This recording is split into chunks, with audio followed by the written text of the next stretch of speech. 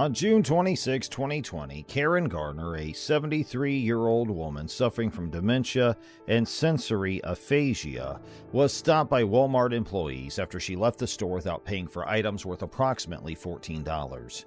Video footage captured Miss Garner walking out of the store with the items in her hands, and she was soon brought back inside by the employees. Subsequently, Miss Garner attempted to pay for the items, but Walmart employees refused her service and asked her to leave immediately. Compliance with their request, Miss Garner left the store. However, one of the Walmart employees contacted the Loveland Police Department to report the alleged theft.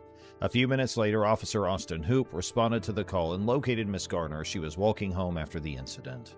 Officer Hoop parked his patrol car behind her and approached to stop her. Unfortunately, the situation escalated negatively. Officer Hoop failed to effectively communicate with Miss Garner, and he resorted to violently throwing her to the ground in an attempt to place her in handcuffs. This action was unjustified, as Miss Garner displayed no signs of being a threat to Officer Hoop and did not attempt to flee. Instead, she continued walking, which did not warrant such a forceful takedown. In fact, Officer Hoop's approach appeared misplaced from the beginning as he asked the visibly confused Miss Garner an unnecessary question. Do you need to be arrested right now? Do you need to be arrested right now? No. Okay. Let's stop. After successfully placing Miss Garner in handcuffs, Officer Hoop proceeded to guide her back to the patrol car. Unfortunately, during this process, he continued to employ excessive force on her and attempted to insinuate that she had been engaged in a physical altercation with him. Why are you fighting with me? And why are you trying to slip the cuffs off? I'm going home. The video from the officer's body camera proved to be beyond a reasonable doubt that Miss Garner and Officer Hoop never came close to a physical altercation. It's obvious that Officer Hoop didn't need to use so much force to keep a 73-year-old woman in custody. In addition, it's important to highlight that Officer Hoop apparently did not take into account the detainee's mental state, which is a significant issue. Officer Hoop obviously disregarded the legal requirement that police use their discretion to determine whether or not a suspect is mentally competent. I'm going home. I'm going home. Yeah, I know. I'm just trying to search her. As if the force employed by one cop wasn't already severe, a second confrontation broke out as cop Daria Jalali arrived to aid Officer Hoop, resulting in Miss Garner being taken to the ground again. Both officers proceeded to secure Miss Garner inside the patrol car, despite her repeated statements that she was simply trying to go home.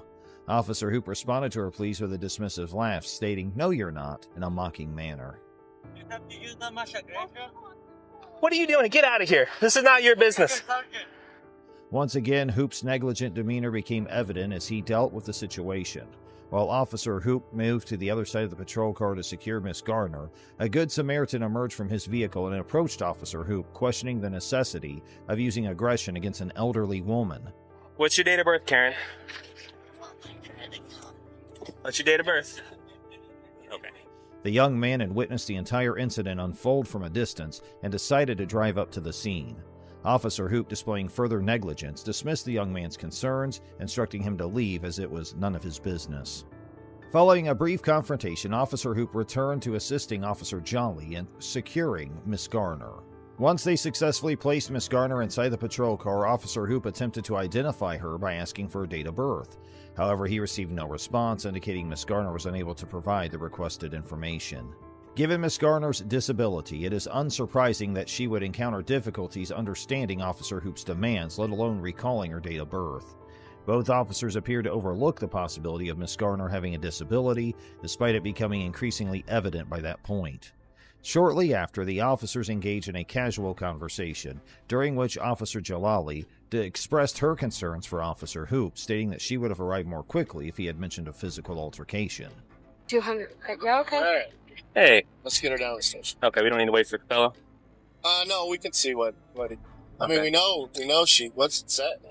She stole some stuff, and they caught her before she left and got it back, and then she ran out.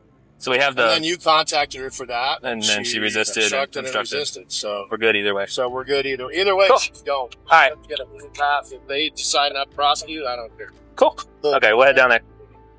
Officer Hoop responded to Officer Jalali's concerns by making remarks about Miss Garner, commenting that she was like 20 pounds, and implying that the situation would have been different if it had involved a larger individual. This statement indicates that Officer Hoop was well aware of Miss Garner's fragile state as an elderly woman, yet he still exhibited excessive aggression toward her. The situation becomes even more questionable when both officers display uncertainty about the potential charges against Miss Gardner. Officer Jalali appears to have no understanding of what Miss Gardner could have done wrong initially. Sergeant Phil Metzler, the fourth responding officer, informs Officer Hoop that Miss Garner would be charged with resisting arrest and obstruction, regardless of whether or not Walmart decided to press charges.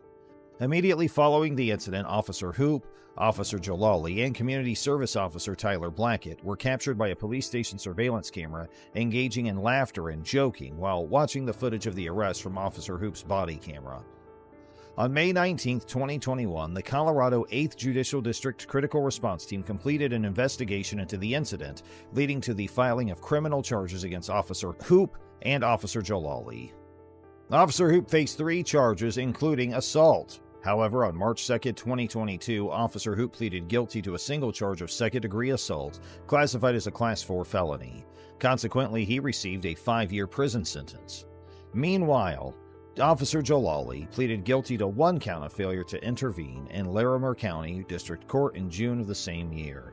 As a result, she was sentenced to 45 days in jail and placed under 36 months of probation. However, despite the clarification provided by Mr. Hodges when he displayed his cane from his back pocket to Deputy Goad, she continued to pursue him. It became evident that Deputy Goad lacked probable cause to detain Mr. Hodges, as her suspicion of him carrying a firearm was disproven. What's this in your back pocket? I saw you walking it. For navigational aids. What's the problem? You a tyrant? Yeah, I am actually. What's your name and date of birth? I don't have to give that unless Yes, I'm sir. I was investigating. You have reasonable, Do you want me to articulated put you in suspicion? handcuffs right now? Yes, sir, I do. What is your suspicion? It looks like you're carrying a gun in your back pocket. I'm stopping to make sure you're carrying it properly. You don't have have you to. ensured that it's not a firearm? No, you keep turning so I can't see it. You don't have to be a dick to me. Well, you're being one to me. No, sir, I'm Have a doing my good day. job. Am I detained? Yeah, you are. Nevertheless, Deputy Goad proceeded to inform Mr. Hodges that he was being detained and demanded his identification, asking for his name and date of birth. Mr. Hodges questioned the necessity of providing his personal information, stating that he had not committed any crime. In response, he requested the presence of Deputy Goad's supervisor, who coincidentally arrived at that moment. Sir, what you talking for? For a walking stick. And it could look like a weapon. She asked you to present it, okay? Now she's asking me for ID. Okay. I don't need the ID unless there's reasonable, articulated suspicion that I have committed a crime, and committing a crime, or about to do a crime. Sergeant Randy Harrison approached Mr. Hodges and promptly inquired about the reason for Deputy Goad's initial stop. Mr. Hodges explained the circumstances to Sergeant Harrison, who in turn demanded identification from Mr. Hodges as well. You were armed, okay, and she's asking you for your ID. Well, now she has verified that I am not armed, okay? So there is no problem. You have your ID or not? I do have my ID, but you don't need it, okay? Okay? Initially, Deputy Goad may have possessed a reasonable suspicion to stop Mr. Hodges if she genuinely believed that the item protruding from his back pocket was a firearm. However, once it became unequivocally evident that Mr. Hodges was not carrying any firearms, any further detainment would be considered unlawful. Despite this realization, Deputy Goad and her supervisor, Sergeant Harrison, collaborated to handcuff Mr. Hodges and conduct a search of his pockets.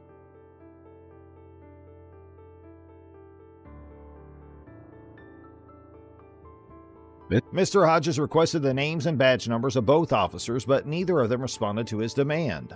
Wallet in. Where's your wallet at, sir? I don't have a wallet on me. Okay, where's your ID?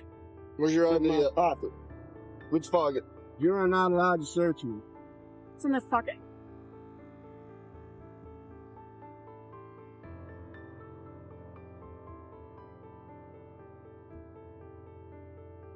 There you go. Thank you. It is important to note that throughout the ordeal, the officers did not show any concern regarding the cane that initiated the encounter. The cane remained in Mr. Hodges' back pocket during the entire confrontation, and neither of the two officers displayed any interest in it, even when Mr. Hodges pulled it out in front of them. This further emphasizes that the cane was never the underlying issue. The officers had other, seemingly trivial reasons to detain Mr. Hodges. After engaging in back-and-forth communication over the police radio, Deputy Goad approached Mr. Hodges once again, attempting to assert unnecessary authority and further escalate the situation. She questioned him, asking if it was challenging for him to comply. Are you legally blind? Yes, I am. Okay. I had to walk up here in the dark for jury duty. which was cancer. But you're using your stick. You don't have to use your stick all the time? Not all the time. Mr. Hodges was arrested and charged with resisting without violence, as indicated by jail records that show his booking at 8:25 a.m. that morning. He was released 26 hours later. 2 days following his release, Mr. Hodges submitted a records request for the body camera footage on November 7, 2022. The viral video that circulated clearly demonstrated that Mr. Hodges had not engaged in any actions warranting arrest. An arrest report authored by Deputy Goad, she stated that James had violated Florida Statute 843.02 by obstructing an ongoing investigation. According to her report, Mr. Hodges repeatedly refused to allow identification of the object in his pocket and declined to provide his ID. However, the body camera footage contradicted her account, showing that Mr. Hodges promptly and willingly presented the object from his pocket to both officers. Miss Odom's claims that Mr. Clark had assaulted her resulted in a bloody altercation turned out to be unfounded. When the officers arrived at the scene, there was no evidence of blood or visible injuries. Moreover, had the officers requested a background check on Miss Odom, they would have discovered her extensive history of encounters with the law. This included a 2016 conviction for fraud in the first degree, multiple felony charges of aggravated domestic assault, and even an attempted murder charge, which she apparently remained influenced by. The actions taken by Officers Hanning and Summers demonstrated a clear neglect of the usual protocols during the encounter. He banged on the door, or through the wall. Bam, bam, bam, and I'm sleeping. Shut the f*** up! They seemed to accept Miss Odom's account without questioning her, despite the evident fact that she was intoxicated and lacked clarity. After speaking with Miss Odom and Mr. Braden, the officers proceeded to approach Mr. Clark, who resided next door. Following a few knocks on Mr. Clark's door, he opened it while holding a collectible sawfish snout sword, which had been a gift from his late brother-in-law.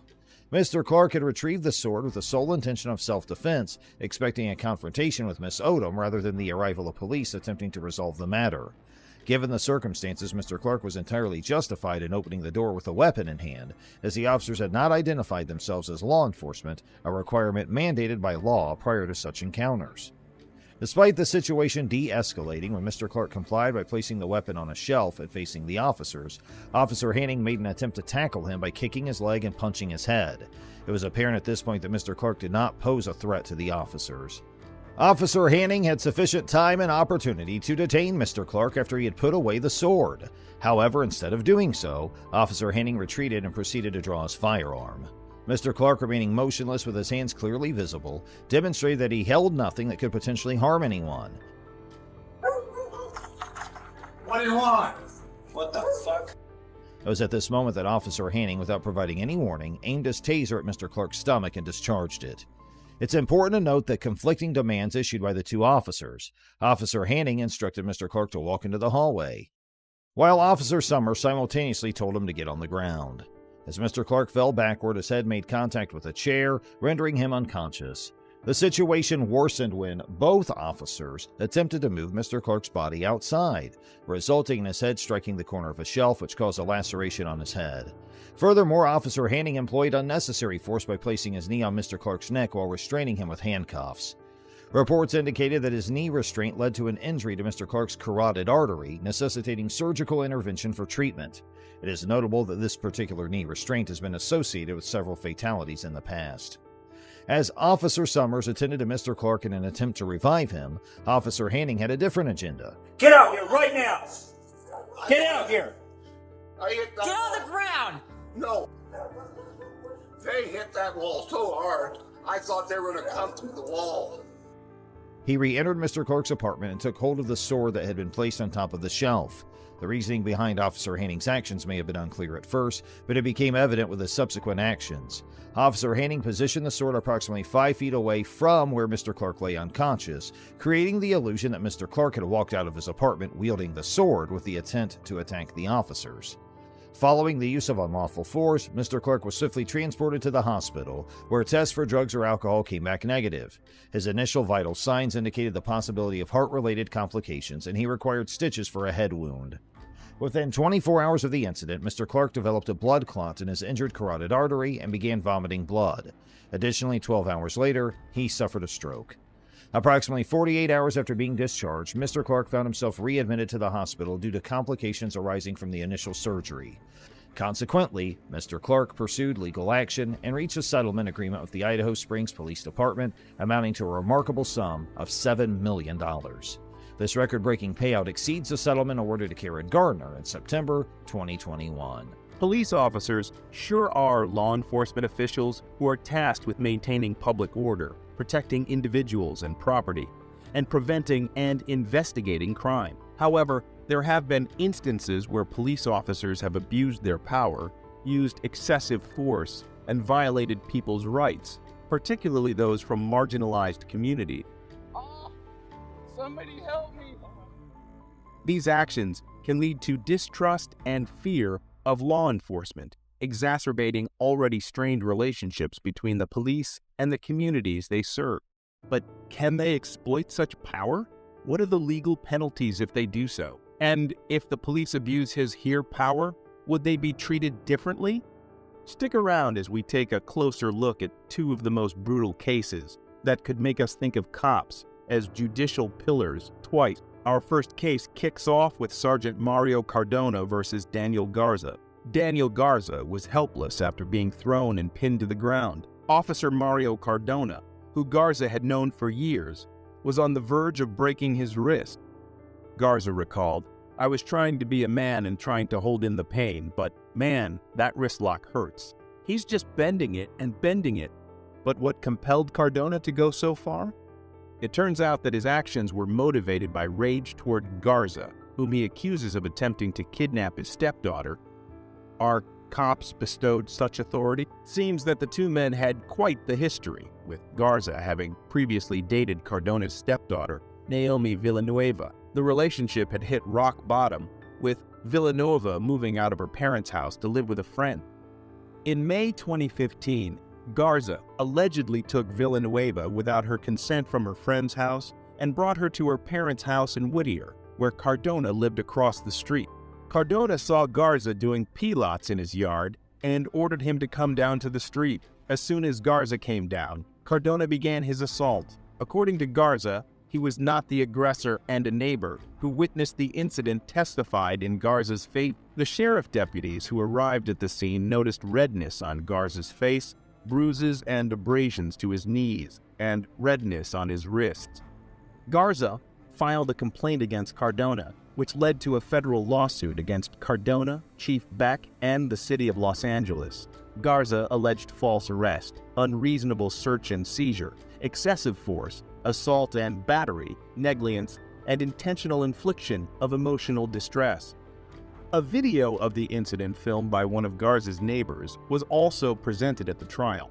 They had made up a story of what had happened to make him look like a hero and me look like a criminal, says Daniel Garza. The U.S. District Judge Stephen V. Wilson presided over the hearing where the former deputy city attorney, Michael Amarian, spoke in defense of the city. The jury found Cardona to be acting with malice as an off-duty officer, and on June 26, 2017, they ordered him to pay Garza $210,000 in damages. On top of that, the court added another $664,000 in attorney's fees and $26,000 for post-trial costs. The City of Law refused to take responsibility for Cardona's actions and even refused to indemnify the officer, forcing him to pay for the charges out of his pocket. Jim DeSimone, Garza's attorney, claims, "This is the problem with the left. This is why people are out on the street." The case is a clear example of police officers using excessive force against individuals and getting away with it. In this case, however, Garza was able to stand up to the authorities who violated his rights, and he was able to win his lawsuit against Cardona. The jury's decision to find Cardona guilty of acting with malice sends a strong message that law enforcement officers cannot get away with using excessive force against citizens. It is worth noting that this case also highlights the importance of civilians being aware of their rights and standing up to law enforcement officers when they feel their rights have been violated. Garza's decision to file a complaint and a lawsuit against Cardona shows that individuals can take action against police brutality and excessive force. As more and more people become aware of their rights and are willing to take action, law enforcement officers will be held accountable for their actions, and if you sue a cop in LAA, For excessive force, you are in for a wild ride. However, Garza's decision to stand up to Cardona and the authorities who violated his rights resulted in a victory for him, sending a strong message that law enforcement officers cannot get away with using excessive force against citizens. The case of Harold Hill is just a perfect example of how our justice system can go wrong. From a gruesome rape and murder to a wrongful conviction, this case definitely ticks all the boxes. So, what underwent? First off, we have the detectives who were assigned to the case, Kenneth Bordeaux and John Halloran, the so-called beacons of justice. They were the ones who got the confession out of Peter Williams, who was later found to be in jail at the time of the crime. So, how did they churn out a false confession of someone who wasn't even there? Hill's confession is also questionable, as he claims that he was physically and mentally abused until he confessed to crimes he didn't commit. Is this the kind of behavior we expect from our law enforcement officers? Moving on to the trial itself. Hill was only 16 years old when the crime was committed, but was tried as an adult at the age of 31. This is an interesting move from the prosecution, considering that neither of the defendants had a criminal record prior to the incident. The jury found Hill and Young guilty of murder, and they were sentenced to life without parole. But 13 long years later, DNA tests revealed that the hair found at the crime scene and the cellular materials under Kathy Morgan's fingernails didn't match either of the defendants. Think of the agony Hill went through for something he didn't do. What made Hill hold on to his life is still astonishing. Despite this evidence, the prosecutors disputed the findings, suggesting that the hairs were unrelated to the crime and that the cellular material could have come from sweat or drool left over by the recovery team. It's shocking that the prosecutors were so stubborn, even in the face of such clear evidence. Harold and Young were eventually released from prison, but tragedy struck when Young was killed in a hit and run incident. Hill, however, filed a complaint against the city of Chicago, the police, and the two detectives involved in the case, accusing them of forcing a confession and violating his civil rights. The case was settled for $1.25 million, with Hill receiving $500,000 and the rest going to attorney's fees. It's surprising that the detectives were only asked to pay a measly $7,500 each for their part in this whole debacle. Do you think that is bad? Wait till you hear this. It's also worth noting that Hill was later convicted again for an unrelated armed robbery charge and is currently serving 27 years in prison. But despite this, it's clear that the justice system failed Harold Hill in the past. This case highlights the importance of reforming our justice system to ensure that wrongful convictions don't occur, and that those who abuse their power are held accountable. The case of Harold Hill is a tragedy of errors, starting from the investigation to the trial and subsequent conviction. Being wrongfully imprisoned for 13 years, Hill was not awarded a chance to conform to life outside because he was turned into a criminal by the system. The system absolutely messed the hell out of him, and the cops only paid $7,500 each. When cops do what they did, they need to be locked away for at least as long as the victims they put in jail.